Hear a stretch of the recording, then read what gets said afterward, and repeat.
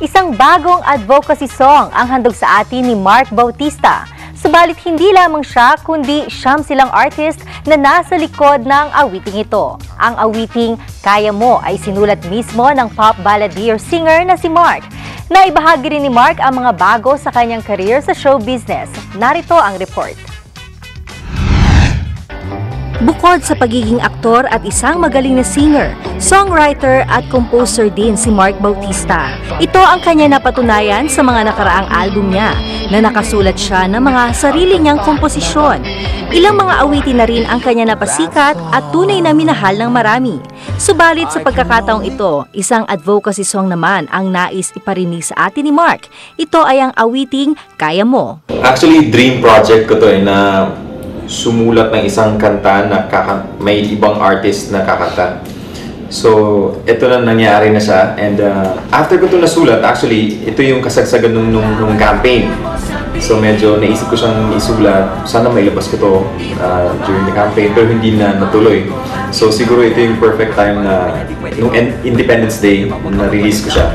Kasi tamang-tama din, kasi medyo patriotic din siya na song. Kasama ni Mark dito si Nariko, ang Real Love Team na si James Reid at Nadine Lustre, Thyro and Yumi, Donalyn Bartolome, Yasi Pressman at si Shei sa Rap Heart. Nabuo ni Mark ang awit na ito sa pamamagitan ng mga nakikita niya mga pangyayari sa kasalukuyang sitwasyon ng ating bansa. Na-inspire lang talaga ako sa mga nangyayari that time. Kasi nung time na yon na election, parang lahat nag-aaway-away. I mean, even sa social media, parang lahat nagkakaroon ng kanya-kanyang panig. I mean, may kanya-kanya silang gustong manalo, kakagulo, may nag-unfriend na sa Facebook at may nag-ano na.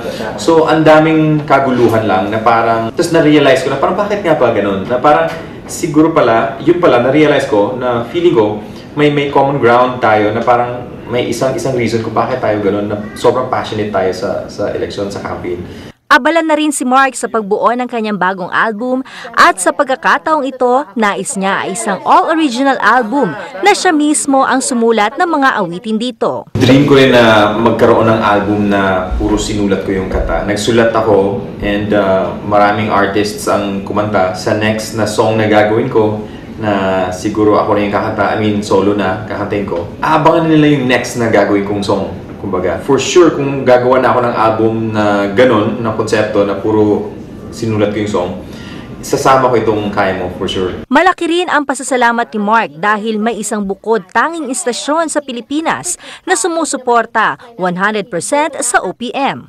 Siyempre, ang sarap ng feeling na bilang OPM artist, merong isang radio station na ang sinusuportahan lang talaga ay puro Pinoy music. Kaya nagpapasalamat kami sa Pinas FM for supporting OPM. Sana ay magtuloy-tuloy pa ang inyong radio station. And congratulations dahil 5 years na pala kayo. Salamat sa pagsuporta ninyo sa Pinoy music. Maaari na makakuha ng kopya ng Kaya Mo sa pamamagitan ng pag-download sa mga digital platforms or digital music store online. Babayan, mahal ko aking bayan, kaya mo Pilipino, kaya mo, hindi mo